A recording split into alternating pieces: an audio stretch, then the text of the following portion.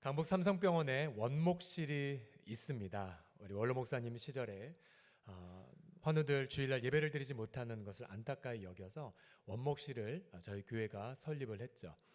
하지만 지금 현재 류석현 목사님과 백예영 전도사님이 사역을 하고 계십니다. 하지만 안타깝게도 지난 코로나 3년의 기간 동안 원목실의 모든 사역은 중지가 되어 있었습니다. 방역 수칙으로 인해서 병원에서 주일날 예배를 드릴 수가 없었고요. 또한 환우들은 주일 예배를 드릴 수가 없고 또 헌금도 드릴 수 없는 그런 상황이 있었죠.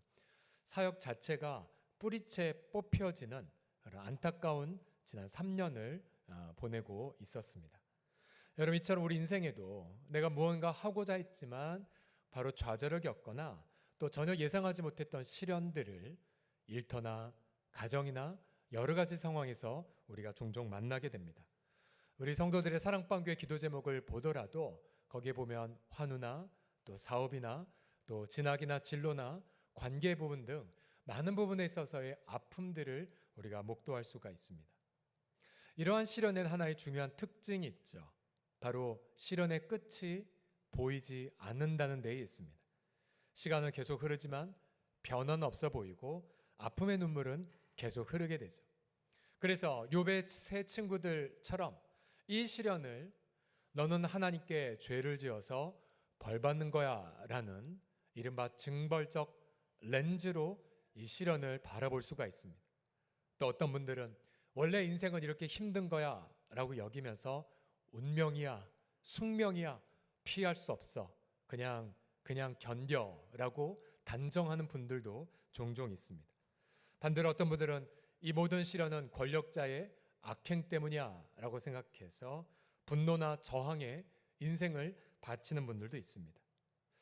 우리가 읽은 이 선지자 이사야의 시대는 하나의 민족적 시련으로 아팠던 시기입니다. 잠시 지도를 보시게 되면 거대한 아시리아 제국이 중동 전체를 휩쓸었던 그런 시기였었습니다. 더군다나 북쪽에 있는 북왕국 이스라엘은 기원전 722년에 아수르에 의하여 멸망당했고요. 수많은 이스라엘 백성들이 바로 중동으로 수많은 이라크, 이란 땅까지 그렇게 포로로 사로잡혔던 그런 직후였습니다. 이제 남은 것은 남쪽 유다뿐이었지만 그 유다조차도 수많은 죄악과 범죄로 가득했던 형편이었죠. 하나님의 백성들이 죄를 지어 징계를 받고 또 민족적인 아픔으로 시련을 당하는 그때에 하나님은 이사야를 통하여서 그 시련을 바라본 하나의 렌즈를 제공을 하십니다. 이것이 바로 이사야인데요. 이미 이사야서 1장에서부터 하나님은 그들을 향해 지금 무엇을 말씀하시는지 이렇게 말씀하십니다. 이사야서 1장 18절 말씀 다 같이 읽어보겠습니다. 시작. 오라 우리가 1장 18절입니다. 시작. 오라 우리가 서로 변론하자. 너희의 죄가 주홍 같을지라도 눈과 같이 희어질 것이요 진홍같이 붉을지라도 양털같이 희게 되리라. 아멘. 이미 심판도 있었지만 1장에서부터 회복을 약속하고 계시다는 사실이죠. 또한 이사야 자신도 6장에 가보면 하나님의 영광을 보았고요, 그 속에서 화로다 나여 망하게 되었도다 라고 절규할 때 하나님은 천사를 보내어 그의 죄를 용서를 해주셨습니다. 6장 7절 같이 읽어보겠습니다. 시작. 네 악이 제하여졌고 네 죄가 사하여졌느니라. 결국 하나님은 이사야서 1장에서부터 하나의 중요한 렌즈를 백성들에게 제시하십니다. 그 렌즈의 이름은 바로 은혜라는 렌즈입니다. 은혜라는 렌즈예요. 마치 여러분이 빨간색 선글라스를 끼면 온 세상이 빨갛게 보이고 또 파란색 안경을 끼면 온 세상이 파랗게 보이는 것처럼 비록 시련과 고초 속에서 하나님은 당신의 백성들에게 은혜라는 선글라스를 끼고 시련에 대처할 것을 말씀하고 계십니다. 지난주에 여러분 이사야서 1장에서 30장까지 잘 통독을 하셨는데 통독한 미리 앞서 작년부터 통독했던 교회들 들어보니까 이사야서, 예레미야 여기가 아주 성경 통독의 위기라고 합니다. 위기. 자, 옆 사람 얼굴을 보시면서 지난주에 성경 통독을 잘 하셨는지 아니면 못 하셨는지 한번 눈치를 한번 보시겠습니까? 자, 혹시 못 읽으셨어도 절대로 포기하지 마시고 그냥 읽으시고요. 이게 지금 내가 읽는 건지 뭔지 모르겠다. 괜찮아요. 그냥 활자를 넘으셔도 되니까 그냥 통독만 하시면 됩니다. 통독만 하시면 됩니다. 중간에 또 저희가 여러 가지 영상 자료 드리니까요. 여러분 이사야서 예레미야 위기를 잘 극복하셨으면 좋겠습니다. 그런데 지난주에 1장 30장까지 쭉 앉아서 이렇게 보면서 오늘 있는 18절 말씀이 전체 30장을 하나로 압축한다라고 깨달았습니다. 오늘 18절 말씀 보시면요. 하나님 이렇게 말씀하십니다. 같이 읽어보십시다. 시작. 그러나 여호와께서 기다리시나니 이는 너희에게 은혜를 베풀려 하심이요 일어나시리니 이는 너희를 긍휼히 여기려 하심이라. 대저 여호와는 정의의 하나님이시라. 그를 기다리는 자마다 복이 있도다. 아멘. 자, 본문에서 하나님은 기다리고 계십니다. 왜 기다리십니까? 바로 은혜를 베풀기 위해서입니다. 또 하나님은 지금 일어나셨습니다. 왜요? 바로 우리에게 무엇을 주기 위해서요? 바로 긍휼을 주기 위하심이죠. 바로 하나님은 시련과 고초 속에 있는 백성들로 하여금 얘들아 내가 은혜를 너희에게 아낌없이 부어줄 것이니 바로 그 은혜로 너희의 시련을 대처할 것을 말씀하고 계시답니다. 여러분 은혜란 뜻은 바로 받을 자격이 도무지 없지만 하나님이 주시는 무조건적 선물이 아닙니까? 또한 은혜는 바로 하나님의 언약을 통해서 바로 분명하게 우리에게 나아오지 않았습니까? 여러분 과연 시련을 여러분이 겪는 어려움을 은혜의 선글라스로 바라보고 계십니까? 만약 그렇다면 여러분 은혜를 믿고 있다면 세 가지의 고백을 여러분 입술에서 고백하게 되실 것입니다. 자, 시련을 은혜의 렌즈로 바라보는 자는 첫 번째로 이렇게 결단하고 고백하게 하십니다. 같이 읽어보겠습니다. 하나님께만 부르짖으리라. 시작. 하나님께만 부르짖으리라. 만약 은혜를 믿는다면 하나님께 부르짖을 것이고, 그러나 은혜가 아니라 징벌이나 아니면 숙명으로 간주하신 분들은 바로 하나님 앞에 기도하지 제대로 못하게 되십니다. 오늘 19절에 보시게 되면 시온에 거주하며 예루살렘에 거주하는 백성아 너는 다시 통곡하지 아니할 것이라. 그가 내 부르짖는 소리로 말미암아 내게 무엇을 베푸신다고요? 바로 은혜를 베푸시고, 그가 들으실 때에 하나님이 어떻게 하신다고요? 응답하신다고 약속하십니다. 은혜를 믿었기 때문에 하나님을 기대하고, 그래서 하나님 내가 지금 고통 중에 있습니다. 나를 도와주십시오라고 기도하게 되는 거죠. 그러나 안타깝게도 당시 이스라엘 백성들은 거대한 민족적 시련 앞에서 하나님 앞에 부르짖지 않았다는 사실을 보십시오. 2절에 보시게 되면 그들은 하나님 앞에 부르짖는 대신에 바로 사람을 신뢰하고 있었습니다. 2절 보시면 그들이 바로의 세력 안에서 스스로 강하려 하며 애굽의 그늘에 피하려 하여 애굽으로 내려갔으되 나의 입에 하나님의 입에 묻지 않았다고 말하고 있습니다. 여러분 물론 이집트 도움 받을 수 있죠. 그러나 하나님의 응답이 없다면 이집트에게 절대 내려가면 안 됩니다. 여러분 내일 읽으실 31장에 가보시면 하나님 이렇게 말씀하셨어요. 자막엔 드리지 못했지만 도움을 구하러 애굽으로 내려가는 자들은 화했을진저. 그들은 말을 의지하며 병거와의 많음과 마병의 심히 강함을 의지하고 이스라엘의 거룩하신 이를 앙모하지 아니하며 여호와를 구하지 아니했다라고 책망하셨습니다. 여러분 하나님을 의지했다면 부르짖었을 텐데 그들은 의지하지도 않고 기도도 하지 않고 그저 사람을 그렇게 응답의 통로로만 여겼던 것이죠. 머리 갈 것 없이 바로 히사야가 함께 있었던 히스기야 왕을 떠올려 보십시오. 굉장히 유명한 선한 왕이지만 그러나 열왕기하에 보게 되면 이러한 기록이 한 절 있습니다. 열왕기 18장 16절에 보시게 되면 아수르 왕이 대군을 이끌고 쳐들어오자 히스기야도 이렇게 해결하고자 했습니다. 유다 왕 히스기야가 여호와의 성전 문의 금과 자기가 모든 기둥에 입힌 금을 벗겨서 모두 아수르 왕에게 주었습니다. 기도하지 않았어요. 돈으로 해결하고자 했습니다. 그리고 권력에게 뭔가 말로 해결하고자 했던 것이죠. 여러분, 예수 믿는 성도가 시련 앞에 인간적으로 해결하고자 시도하는 것 어떻게 된 줄 아십니까? 전부 다 실패를 보고요. 또 그 인간적 의지를 통해 오히려 시련을, 실패, 조롱을 겪게 됩니다. 히스기야는 자신의 헌신을 상징하는 금을 모두 다 이방 왕에게 주었지만 오히려 아수르 왕과 그 대군은 더욱더 예루살렘을 향하여 진격했고, 오히려 아수르는 사람을 보내어서 하나님을 조롱하고 백성들을 모욕하게끔 했습니다. 그러니까 상황이 더 악화되었던 것이죠.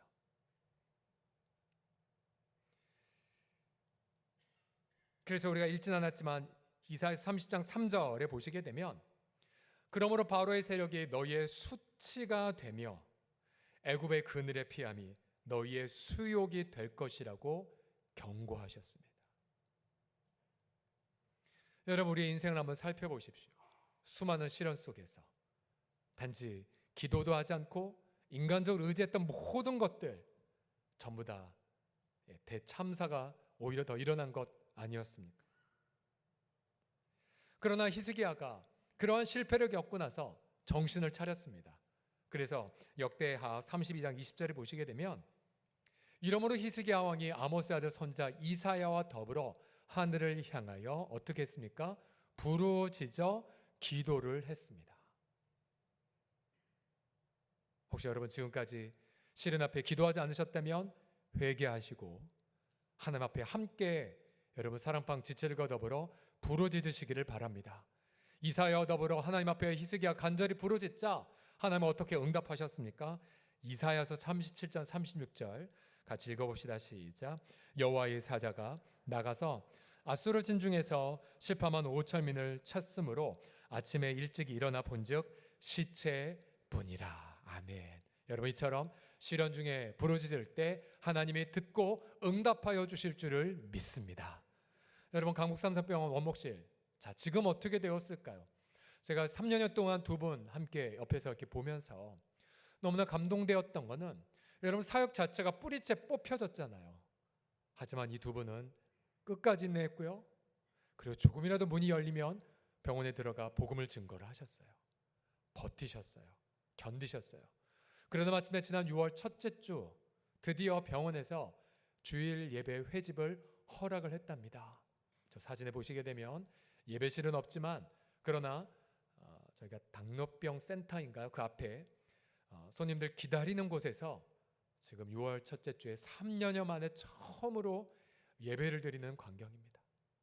첫날 10분이 오셨고요. 6월 셋째 주에는 18분이 오셨대요. 아마 오늘 더 많은 분이 참석하셨겠죠. 또한 지난 6개월 기간 동안 두 분이 병상 세례를 집례한 분이 무려 9분이나 된다고 합니다. 그 중에 한 분은 뇌종양으로 의식이 없을 때가 많은 환우가 계셨는데, 이 두 분이 복음을 증거했고 기도했고 병상 세례를 집례하면서 기적이 일어나서 의식이 완벽하게 돌아오고 그렇게 회복되었던 그러한 기적도 현장에서 경험하셨습니다. 할렐루야. 여러분, 이처럼 시련 중에 부르짖을 때에 우리 하나님이 듣고 응답하여 주실 줄을 믿습니다.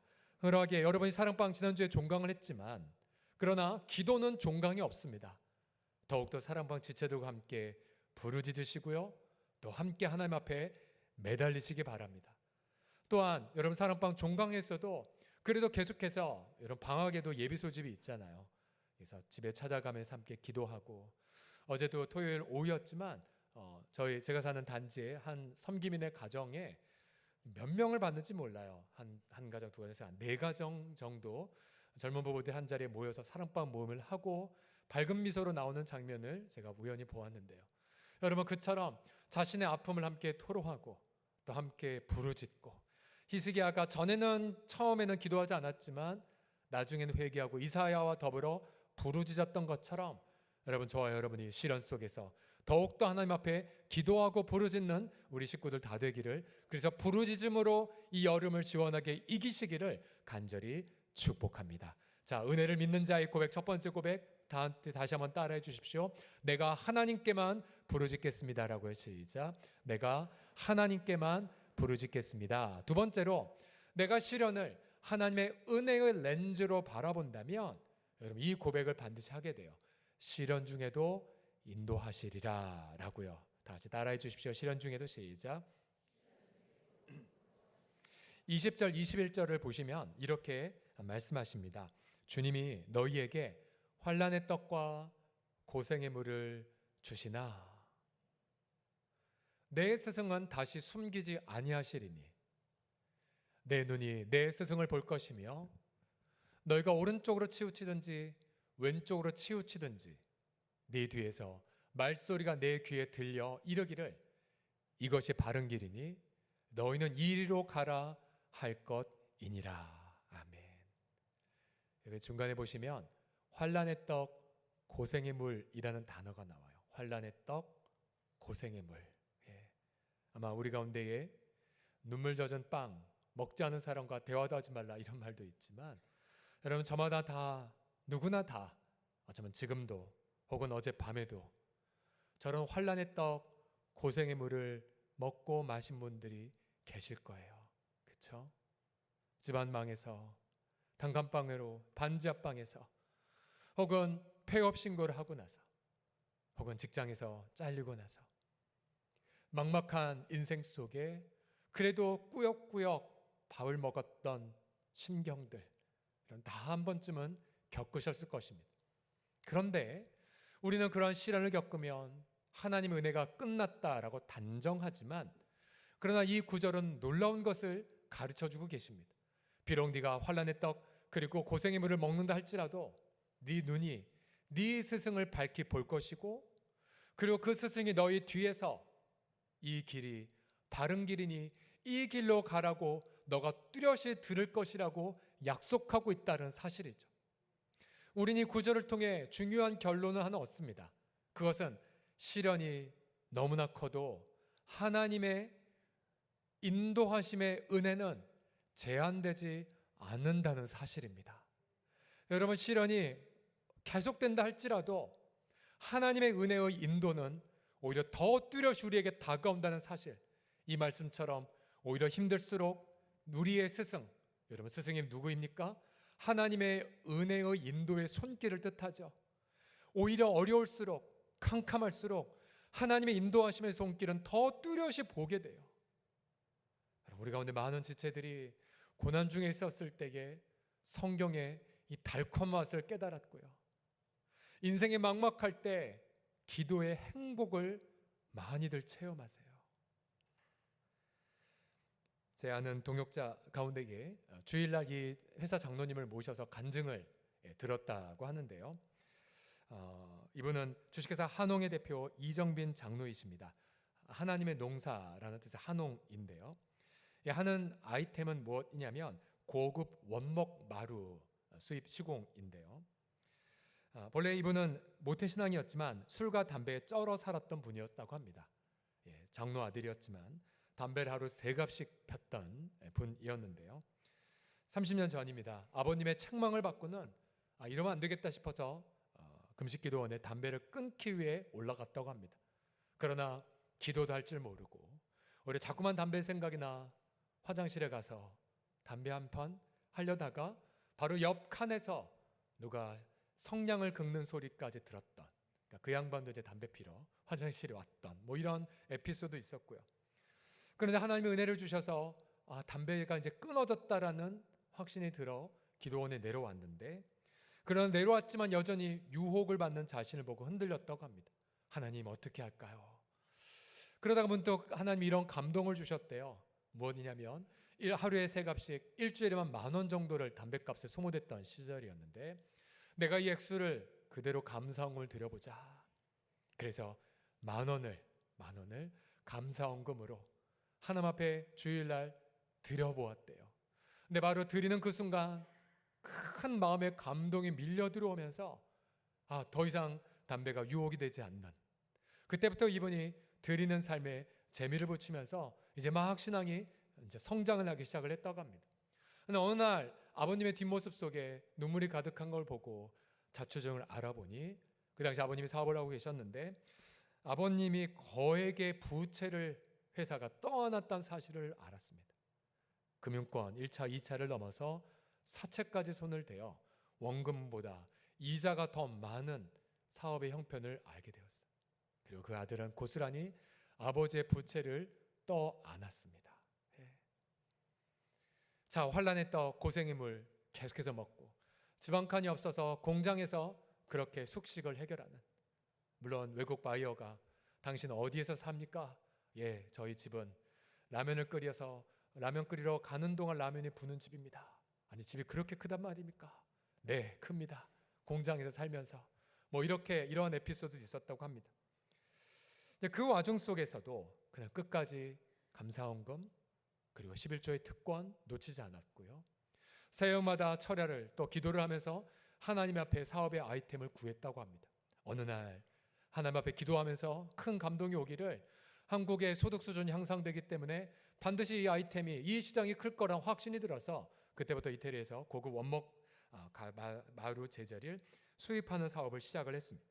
그러나 여전히 회사는 어려웠고 여전히 이자 갚느라 소모가 되고, 그렇지만 예수 믿는 성도의 양심 때문에 파산 신고하지 못한 채 끝까지 이자를 갚는 일들을, 그래서 늘 테헤란노의 사채업자를 따라다닌 일이 본인의 과업이었다고 합니다. 환란의 떡, 고생의 물은 계속되었지만 그 와중에도 그분은 굉장히 교만했던 분이지만 아내를 향해 막 망언하고 판단했던 말을 회개하면서 겸손한 심령, 아내를 사랑하는 남편이 되었고 겸손한 그릇이 되어서 계속해서 섬기는 사람이 되었다고 합니다.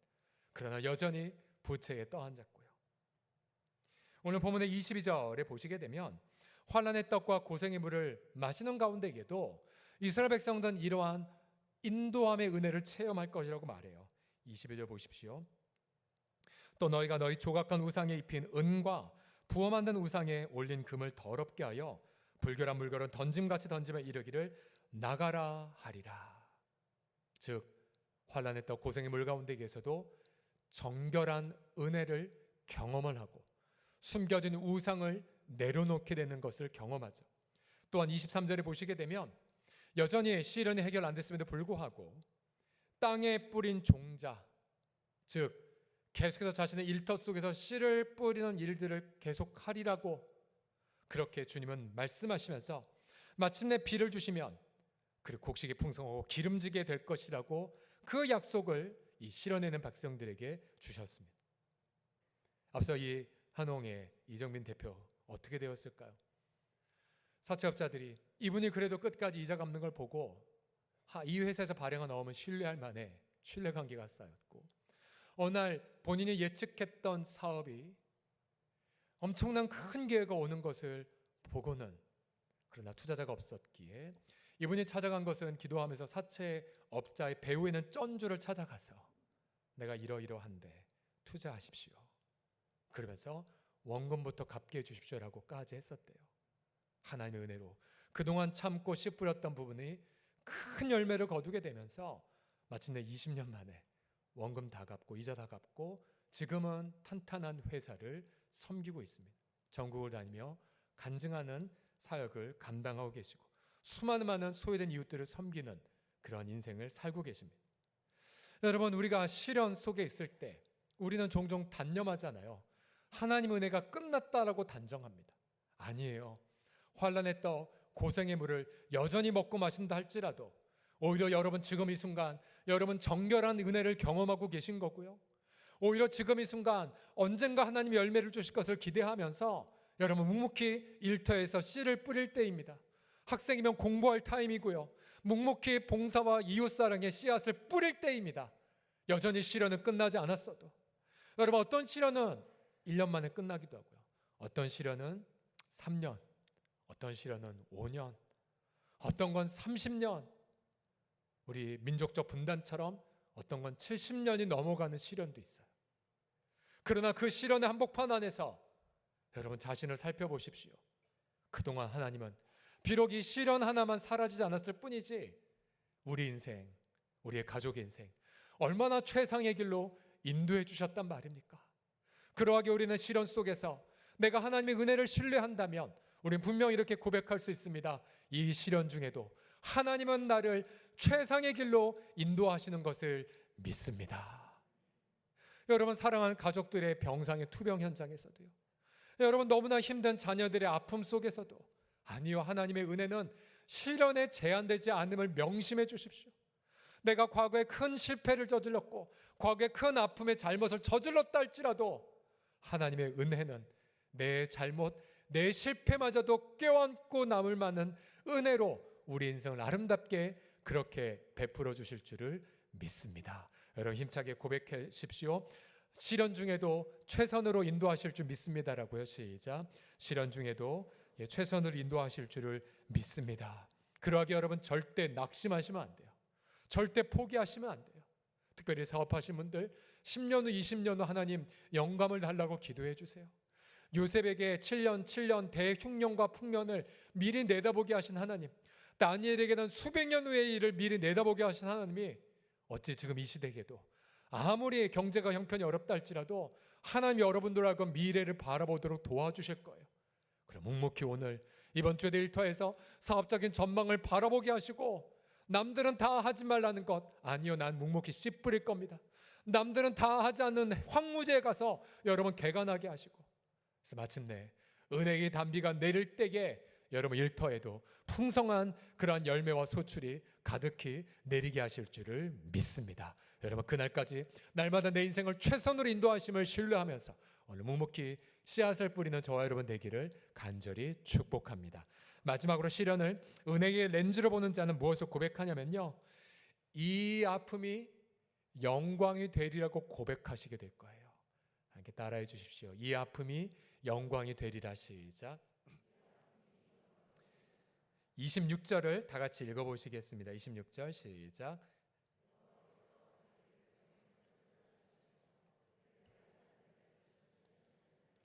달빛은 햇빛 같겠고 햇빛은 7배가 되어 7날의 빛과 같으리라. 아멘. 보세요. 여호와께서 자기 백성의 상처 혹은 그들의 맞은 자리, 왜 그들에게 상처가 있고 왜 그들이 맞았습니까? 그들이 하나님과 관계를 잃어버렸기 때문이죠.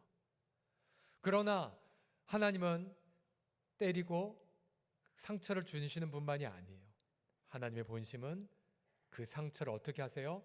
싸매시고, 또 그 맞은 자를 어떻게 하세요? 고치세요. 이사야서 전체에 두 가지가 반복되고 있죠. 너 빨리 회개해. 그러나 돌아온 날 내가 회복시킬 거야. 그래서 그들이 감추고 그리고 수치가 되는 영역일수록 어떻게 되세요?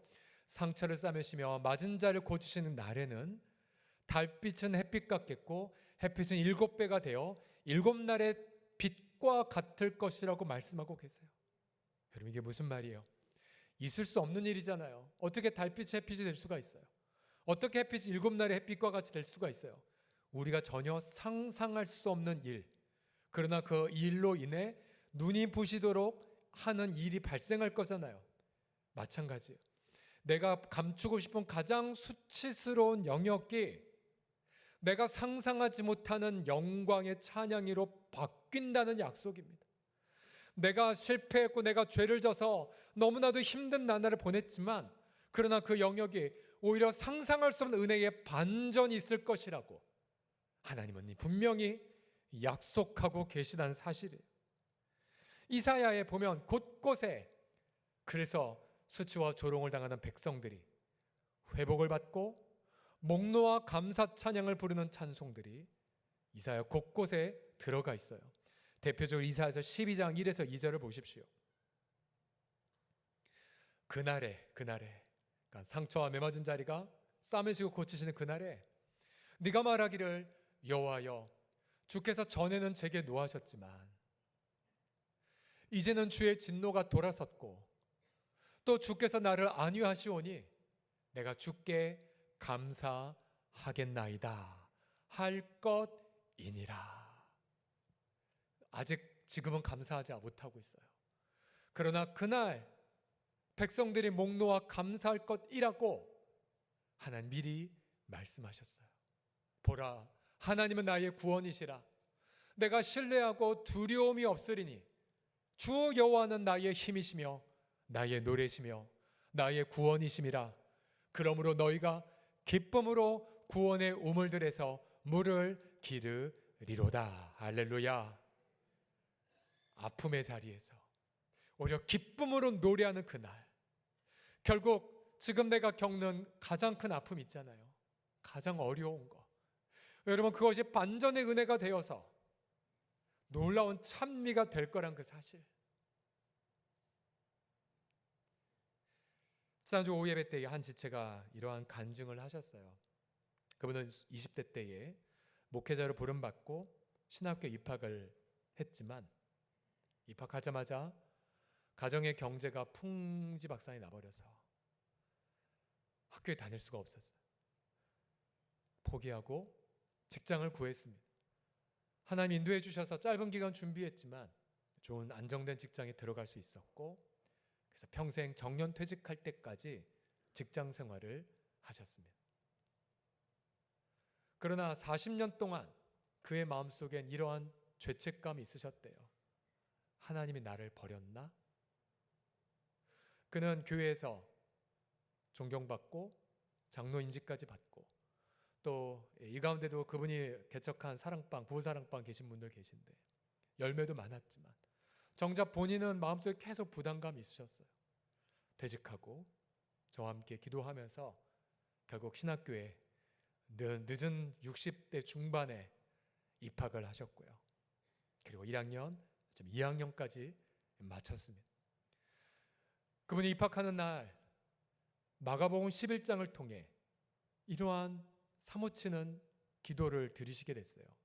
마가복음 11장에 보면 예수님이 인류구원의 사명 성취를 위해 예루살렘에 입성하셨을 때 예수님이 타고 들어가신 것, 여러분 무엇이었죠? 바로 아주 보잘것없는 나귀 새끼였잖아요. 되게 보잘것없는 나귀 새끼. 하지만 그 나귀 새끼는 인류 구원을 위한 쓰임의 도구가 됐거든요. 이분이 그 말씀을 보고 이렇게 기도하셨대요. 하나님, 제 인생 이제 한 번이라도 저를 써 주십시오. 제가 이 지체의 그 고백을 듣고 너무나 눈물이 많이 나왔는지 몰라요. 그러면서 하나님이 이분이 40년간 버림받은 것이 아니라 오히려 하나님이 아시는 그 날 가장 아름답게 쓰시려고 40년간 준비하셨구나를 저도 그분도 깨달으셨습니다. 더 이상 그렇게 생각 안 하세요, 이제는. 그러다가 어느 날부터인가 제 마음속에 큰 부담, 코로나 기간에 가장 큰 부담이 요양시설이었거든요. 신방도 못 가고. 우리 부모님들 평생 교회에서 헌신하셨지만 주일날 예배도 제대로 못 드리시잖아요. 누가 가면 좋겠는데 갈 수 있는 사람도 없고. 그런데 그런 부담을 이 지체와 나누었고, 우리 지체 중에 한 요양원을 운영하신 지체와도 마음을 함께 나누었어요. 그리고 당연도 함께 나누면서 결국 지난주에 그 지체의 휴무 청원을 받아들이고 그 요양시설에 주일 예배 인도하는 자로, 전도사로 파송하기로 우리가 함께 결의를 했습니다. 지난주 첫 주일 예배를 인도하는 시간이었는데요. 이제 전도사 신분으로 가셨고 요양원에서는 20분 정도 오실 겁니다라고 했는데 이게 웬일입니까? 주일 예배 시작하겠다고 하니까 40분 이상이 오셨대요. 40분 이상이. 그중에 두 분만 제 발로 걸어오셨고 나머지 분들은 전부 다 휠체어로 오신 분들이. 손에는 낡은 성경책에 들고 있고요. 분명 본인을 전도사로 소개했지만 어르신들은 다음 주에도 또 오셔야 돼요. 목사님. 벌써 목사라고 호칭했다고 합니다. 예배를 끝나고 저한테 오셔서 너무나 감사하고 감격했다라는 표현을 하셨어요. 결국 이분은 하나님의 때에 가장 아름답게 쓰시기 위해서 바로 지금을 위해 그 인생 전체를 하나님의 아름답게 최선으로 인도하여 주셨던 사실입니다. 결국 그 40년의 기다림이 지금 더 감격의 찬미를 드리는 노래의 도구가 되었다는 사실이죠. 오늘 본명이 26절에서 주님은 우리에게도 다시 한번 말씀하고 계세요. 여호와께서 자기 백성의 상처를 싸매시며 그들의 맞은 자리를 고치시는 날에는 달빛은 햇빛 같겠고 햇빛은 7배가 되어 7날에 빛과 같으리라고요. 여러분, 우리 여러분의 인생 속에 아픔의 자리마다 상상할 수 없는 찬미가 터져나오게 하실 줄을 믿으시기 바랍니다. 가장 수치스러운 그 공간에, 그 제목 속에 오히려 누가 보더라도 하나님의 그 아름다우심을 드러내는 감사의 놀라운 반전을 은혜 가운데 경험하실 줄을 믿습니다. 결국 이사야서 이 전체의 주제는 이사야 자신의 이름 뜻 안에 있어요. 이사야란 여호와는 구원이시다라는 뜻이거든요. 누구에게 구원이에요? 죄인들에게. 누구에게 구원이에요? 시련 속에 절망하는 자에게. 누구에게 구원이에요? 민족적 아픔을 겪은 이들에게. 하나님은 백성들을 구원하시되 그러나 용맹한 왕으로 구원하진 않으셨어요. 이미 이사야서 곳곳에 그리스도에 대한 약속을 여러분 발견하셨을 겁니다. 대표적으로 이사야서 9장 6절에 보시게 되면 한 아기를 통해 구원하겠다고 약속하셨어요. 아기, 그 미약한 연약한 아기를 통해. 또 다른 데는 이새의 줄기, 즉 다윗의 아버지 다윗의 가문인데 다윗의 후손 중에 그 싹이 나서 아무 힘도 없어 보이는 그 싹으로 구원하겠다고 말씀하셨어요. 내일부터 보실 이사야 31장부터 보시면 종을 통해 구원하겠다고 말씀하셨어요. 종, 그것도 채찍에 맞고 죄짐을 짊어진 종을 통해서. 어찌 아기를 통해, 어찌 새싹을 통해, 어찌 고난받는 종을 통해 구원할 수 있단 말입니까? 어리석어 보이고 미약해 보이는 그 구원. 그러나 우리는 예수님이 오시고 나서 바로 이사야에 있는 모든 약속들을 바로 그분이 성취하신 것을 우리는 발견하고 있죠. 바로 예수님이 이 땅에 오셔서 아기로 이 땅에 오셨고, 그리고 가장 어리석어 보이는 십자가로, 가장 무능해 보이는 처형으로 그는 우리의 죄 문제를 해결하셨고 마귀의 권세를 깨트리셨으며 사망의 권세를 영원히 멸하여 주셨습니다. 가장 수치스러운 자리가 가장 승리의 찬미가 됐고 가장 감추고 싶은 아픔이 오히려 위대한 감사의 현장이 되었습니다. 우리에겐 그 예수님이 우리와 함께 계십니다. 그 예수님 붙잡고 가정과 일터와 이번 한 주간 세상의 모든 삶 속에서 믿음으로 승리하시는 저와 여러분 다 되기를 간절히 축복합니다. 우리 주님의 그 놀라운 은혜 앞에 감사의 박수 영광 올려드립시다.